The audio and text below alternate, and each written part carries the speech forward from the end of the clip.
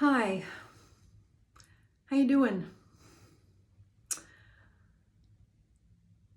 I'm sitting here on a Saturday morning getting ready to do some sessions this afternoon with clients, dressed in my Timbers wear, feeling deep grief, feeling guilt, and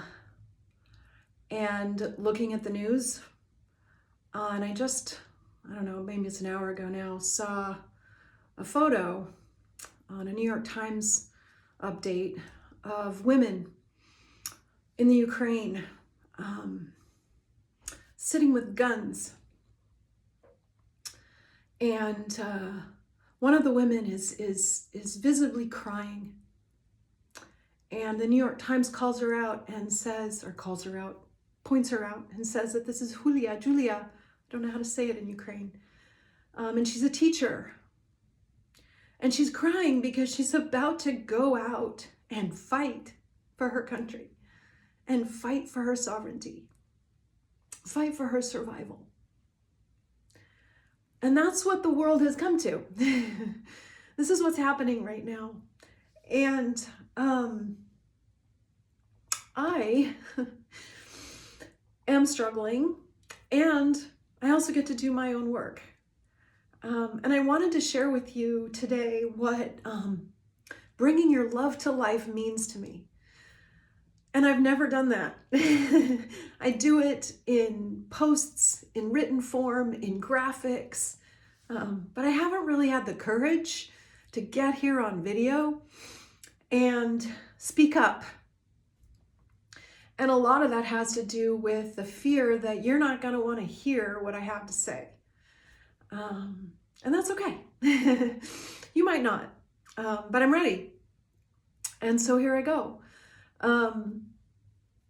Bringing your love to life is not pretending that horrible things are not happening. It's not pretending that everything's okay when it's really not. It is about getting in and understanding our own pain and understanding our own vulnerabilities and understanding our own grief that prevents us from showing up in the world in a powerful way.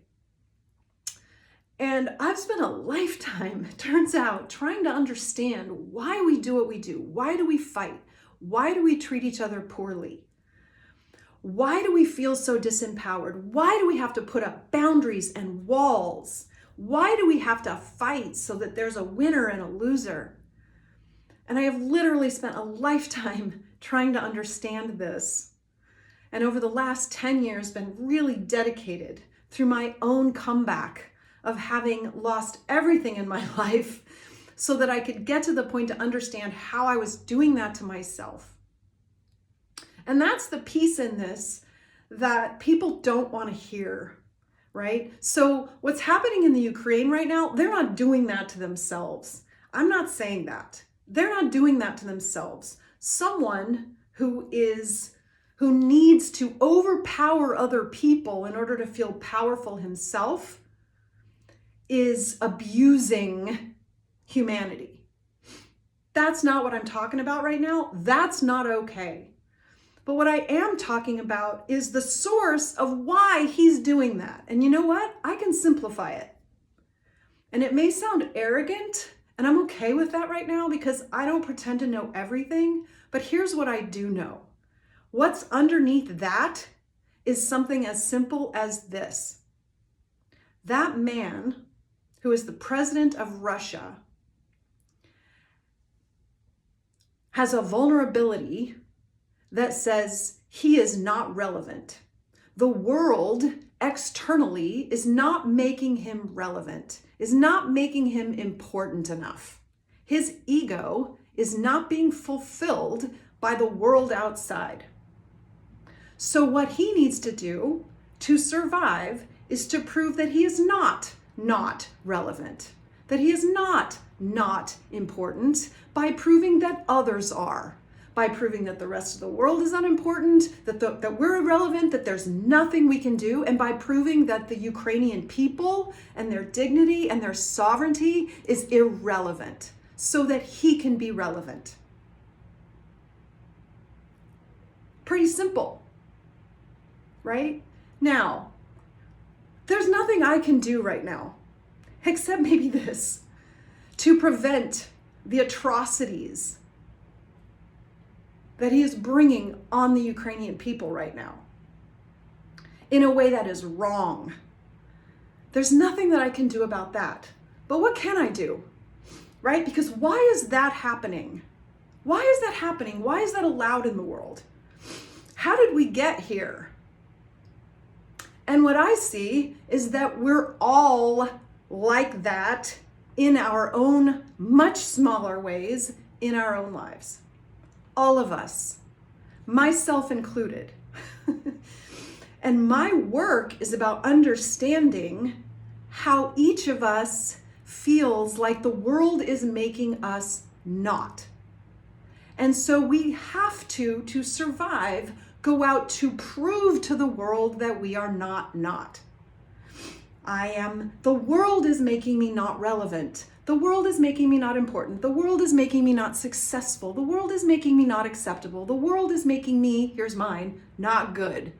The world, the people in my world, everyone around me is making me not capable, not wanted, not equal, right? And so we learn our identity of not from what the world is making us outside of us. Other people's behaviors or lack of behaviors are used to define ourselves and what we are not. Mine is I am not good.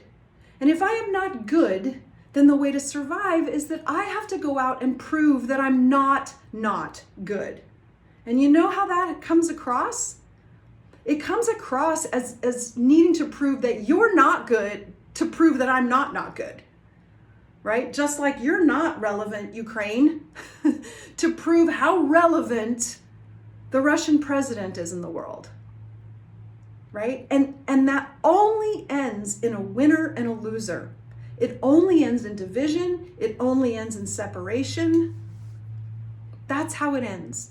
An egoic need to prove something ends up in isolation and in separation and in winners and losers, right? So here's what bringing your love to life is. Bringing your love to life is knowing what your own I am not is. What the world told you in some way or another that you're not, right? And recognizing that that's not truth. I don't need somebody to tell me I'm good so that I get to be good. I don't need somebody to tell me that I'm relevant in order for me to get to go out in the world and be relevant. But what happens is if I need that, then instead of going out and being relevant, I go out and try to prove that I'm not irrelevant by making somebody else irrelevant. Bringing your love to life goes, oh, wait a second, I'm feeling, here's one from me, from just last week. Show up with confidence and be recognized versus needing recognition to show up with confidence, right? So if I need recognition from all y'all in order to have the confidence to speak up, then I'm not going to speak up. Because what needs to happen is I need to have the confidence to speak up, right? To be able to put something out in the world that maybe I can make a difference with. That maybe I will actually earn some recognition for. Not that I need that right now. That's not what this is about. It is about confidence to speak up, right? So here's bringing our love to life. It is owning our own whatever our not is. I am not good. I am not wanted. Check in with yourself. What do you feel? When you feel powerless, what do you feel in your lives and your relationships?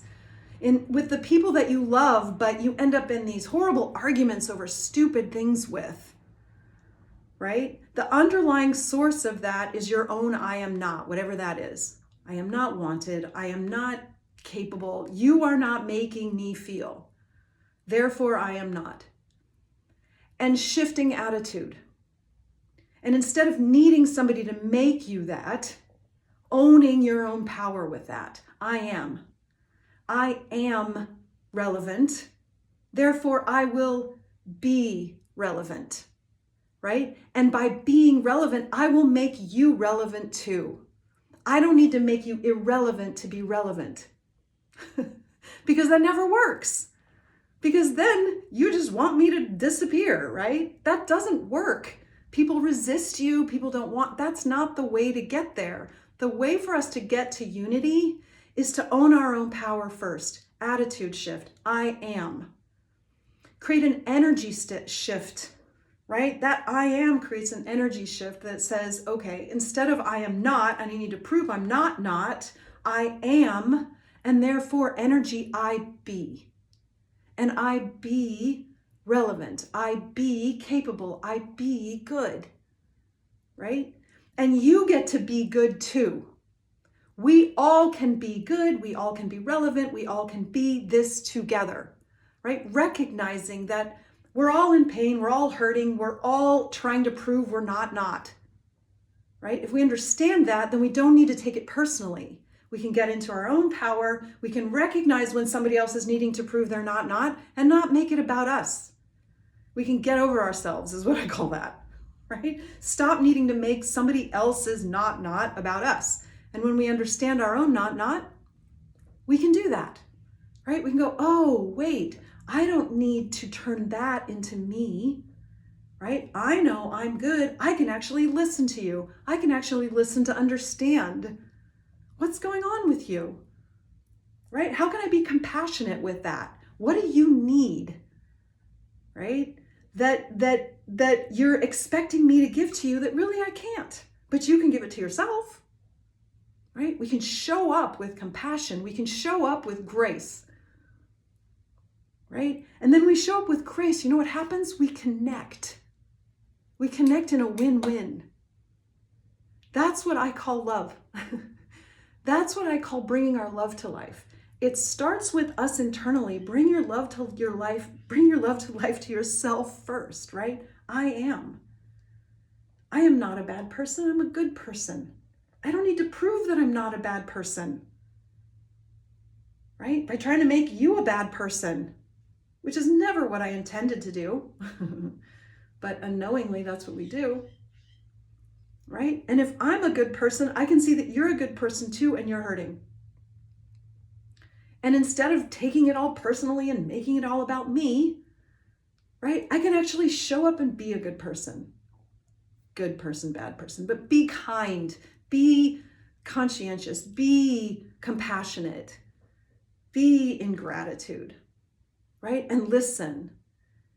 And not listen from a place of needing to prove something, but listen from a place of knowing that I'm good and how can I be compassionate?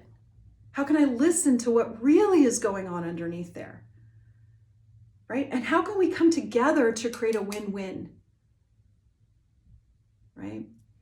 So the attitude shift, the I am, is where our power really lies. The president of Russia is not in his power. And therefore he needs to take power away from other people to feel powerful egoically, right? We all do that.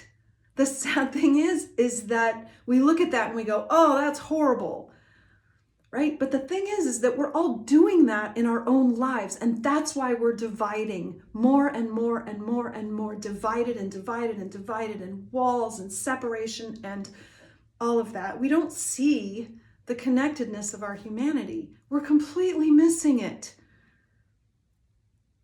We don't know how. We don't know how to be together because we don't know how to be in our own power with grace. We don't know how to have freedom to choose for ourselves, right, with each other, right?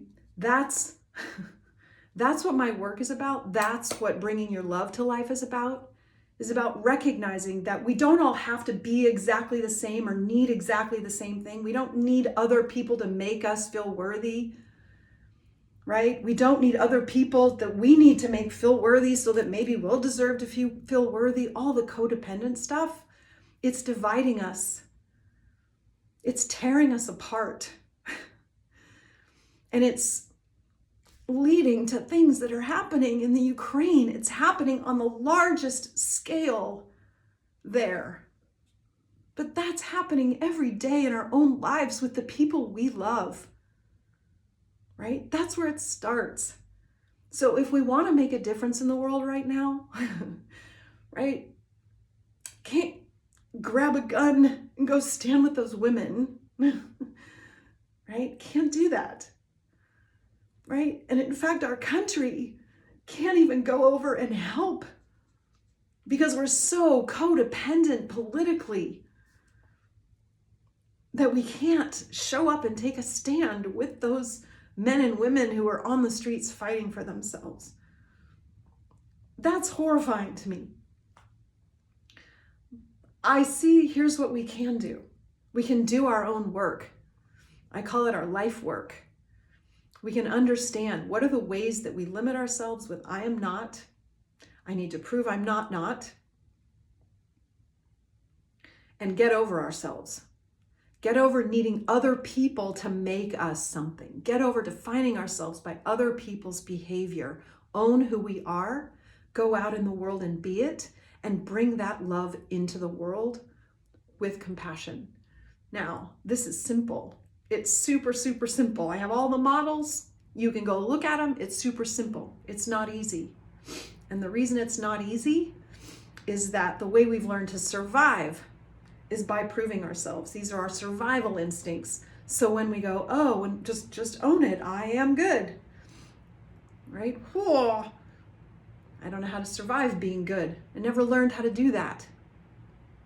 Right? It's a whole lot easier to just keep proving that I'm not bad, that I'm not good. And all my survival instincts keep trying to tell me and remind me how bad I am. So the second I want to feel good and like I'm a good person and show up as a good person, I have all this fear, right? Those survival instincts. Whoa, don't think that, Kim. Don't do that recording. Don't put this out to the world. That's not safe, right? What do you think you're doing? Right? So it's not easy because what's happening is we're rewriting the wiring of our survival instincts that try to help us survive by reminding us how bad we are, how unacceptable we are, how unwanted we are, and all that, how trivial we are, to keep us small, to keep us quiet, to keep us safe, right? So it's not easy. It is simple. So in some way, I hope that we can show up for the people of Ukraine in solidarity, in unity, by coming together ourselves in unity, by standing in our own power, by being in relationship with grace with others, by not needing to turn other people's vulnerabilities into stories about ourselves, to get over ourselves and realize that's not about us, right? To have compassion for ourselves and for our deep wounds and our deep pain, and understand them in a way that allows us to have compassion for others in a way that we see our similarities and that we can relate to each other rather than fight with each other. And come together in strength and unity so that we can overcome this kind of tyranny in the world. We can each do our own parts. We can each bring our own love to life by understanding and owning our own pain, by getting over our own self-denial, by stop blaming the world and the people around us for the way we feel and for our feeling less than, and for owning who we truly are, which is people who care, people who love, people who try their best, people who want to do good, and people who don't always know how to do that, and people who are trying to do that from vulnerable places. but seeing the good in ourselves and seeing the good in each other and connecting around that good and standing together. That is what bringing your love to life means to me. So thank you for watching. Thank you for listening. I hope in some way that this is inspiring to you. And if I can be of support in any way, please feel free to reach out. Sending very big love out to all of you, and especially out to our brothers and sisters in the Ukraine. Stay strong, stay strong. We're with you, and we're gonna do the best to do what we can do from here. I love you. Bye.